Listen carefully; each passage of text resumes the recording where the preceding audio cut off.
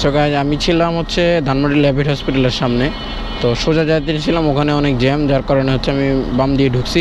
ঢুকার সাথে একটা রিকোয়েস্ট আসছে, উনি এই যে সার্কুলার রোড, গ্রিন রোড যেখানে আমি ছিলাম, পিক আপ মানে কাছাকাছি ছিলাম ওনার। তো উনি যা বলছে ঢাকা বিশ্ববিদ্যালয় শাহবাগ, 2 কিলোমিটারের রাস্তা, 88 টাকা ভাড়া দেখাইছিল। যাই হোক, ভিতরে ঢুকলাম, ওনার গন্তব্যে আইসা অনেকে নক করলাম যে আমি পৌঁছাইছি।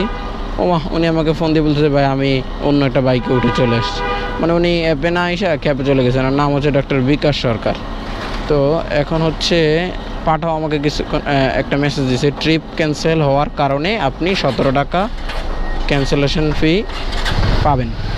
দ্যাট মিন্স আমাকে পাঠাও, যেহেতু আমার ফুল খরচ হয়েছে, পাঠাও এটা দেখছে আমি যেখান থেকে রাইড শুরু করছি, যাত্রীর জায়গায় এসে আমি আবার ক্লিক করছিলাম যে যাত্রীর স্থানে পৌঁছেছি।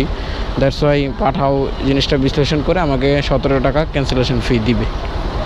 এই হচ্ছে বিষয়।